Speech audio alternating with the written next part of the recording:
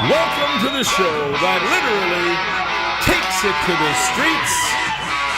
No studio, no budget, no problem. It's Flatbed Tonight with your host, Chris Hars.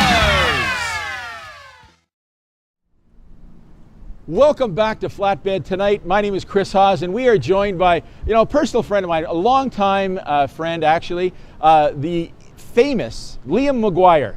Liam, welcome to the show, man. Great to be here, buddy. Well, I know Great to be here, man. It's a little surprising. But I have to stop the show because we got to start with something. Because I have never been with Liam when he hasn't had one of these with him.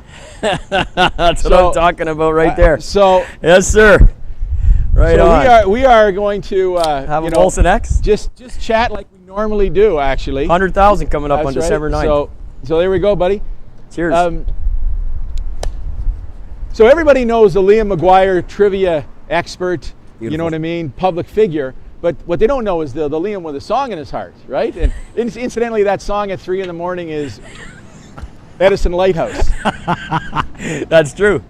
Yeah, love grows where my rosemary goes. That's right. Yeah, that's right. Good memory. So what's going on, man? Chugging away, brother. Chugging away, getting ready for another hockey season. Started work on my 4th book. Yeah. Yeah, it's a very ambitious endeavor because I'm breaking away from the trivia. I'm going to do a life story. Oh, you know what? And you've had a hell of a life, actually. Not on me.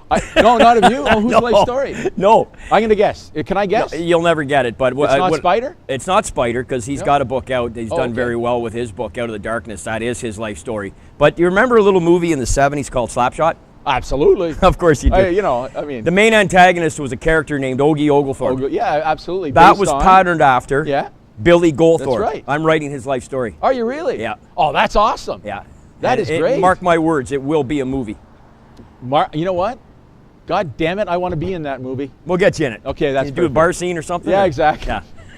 Some guy panhandling. Yeah. I can't be the young up-and-coming hockey player with my gray hair. From Sudbury? Yeah, exactly. Hey, we'll bring you in singing Sudbury Saturday night or something. Absolutely. Yeah, I just finished my first book too. Yeah? Yeah, and now I'm going to read another one. Attaboy. So over the years, we've had 1 or 2 talks about hockey. Yeah. You know what I mean? And growing up, what would you say is the highlight of your life as a hockey guy? Well, I interviewed Rocket Richard in 1989. I interviewed King Clancy in 1983. Those 2 probably stand out above all the interviews that I've done. But I mean, Bobby Orr and Wayne Gretzky and Dick Irvin wrote the forwards to my 3 books. I know.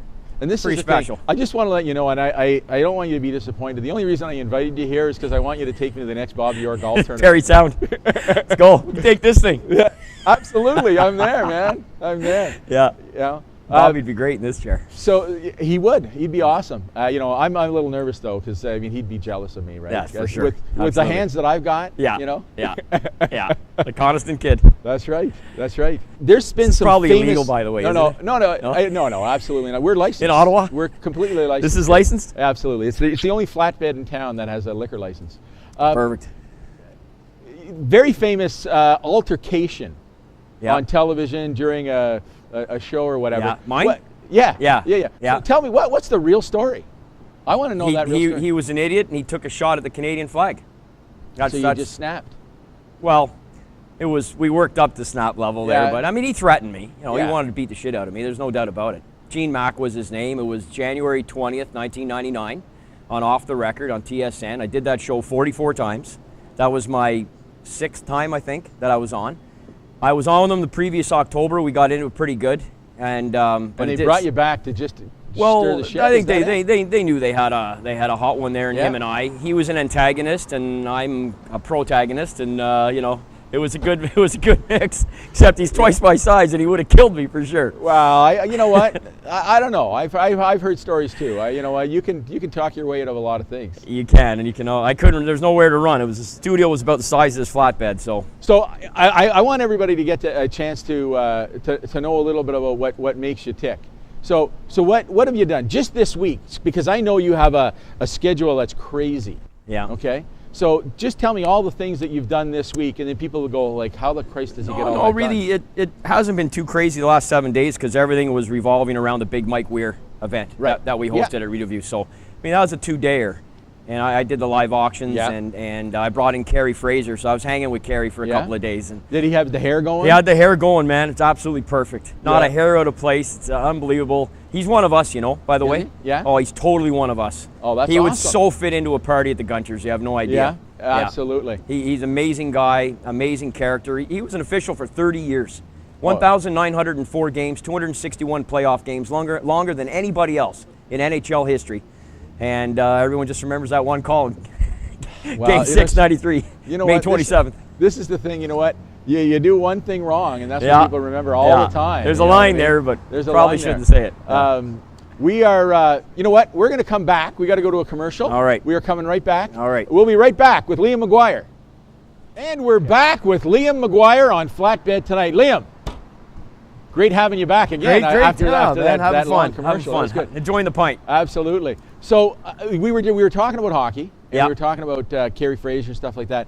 But you've got a something stuck in your craw for a long time. I've known you and as long as I've known you, you've been going on about this. Yeah. And you don't seem to have satisfaction. It's like the Rolling Stones theme song. Ain't no satisfaction. No satisfaction. Can't get no satisfaction. So what is that? Tell me about that. Well, you talking about Paul Henderson? I'm referring to Paul Henderson. Yeah.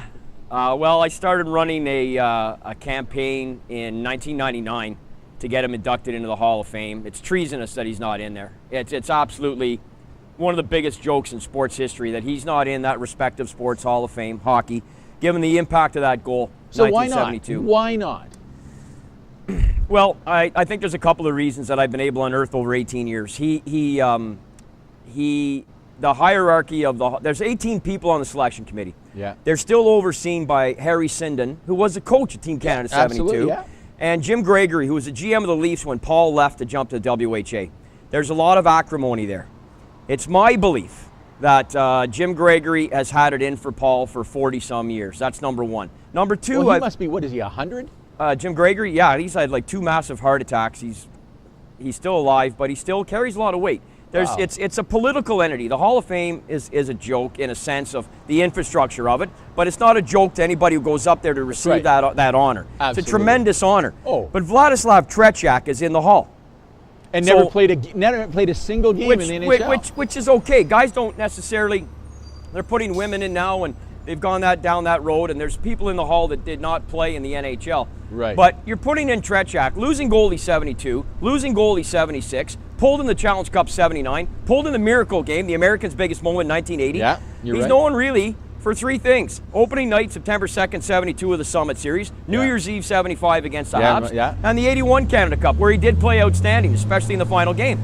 But if that's Hall of Fame worthy, what the hell is Paul Henderson? Exactly. Well, He's the last guy to have a 4-goal game in the original 6 era. He won a Memorial Cup. He led the OHA in goals. He scored over 700 points in 2 pro leagues. He was number 1 left winger on 2 teams for 6 straight years. Why did he get selected to the team in the first place? Let alone the impact of the goal. Then he scores the game winner in the last 3 games to win the Summit Series. You know what? I actually have chills because, every time I hear that. This is it right here. So I carry this. Put it there. Put it close to your microphone there. I carry this with me every day of my life. Yeah, Paul and I are spiritually linked, right?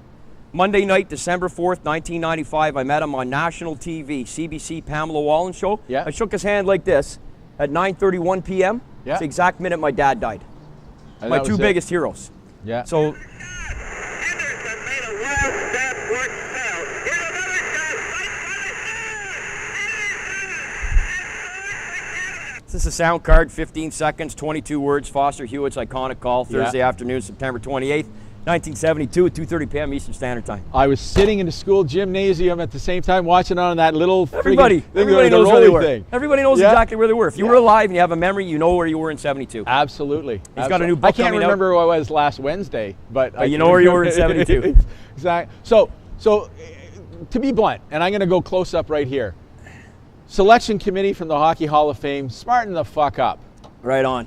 Right on, brother. That's really the point. Yeah. So we've had opportunity, and you've actually introduced me to a few guys over the years. Yvon Cornway, at your golf tournament. My favorite player of all time. I got his jersey, and I'm a Bruins guy. I was a Bruins guy before the Senators. I'm a Senators fan now, but the Bruins. Bobby Orr, bedspread, the whole thing. Yep.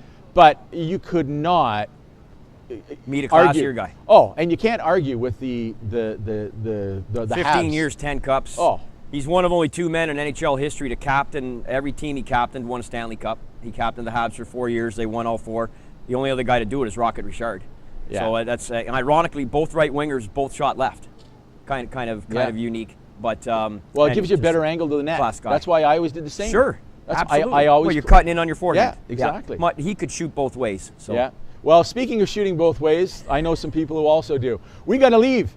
Thank you very much for joining us. This has been Liam McGuire. I'm Chris Haas. It's Flatbed Tonight. Thanks for watching.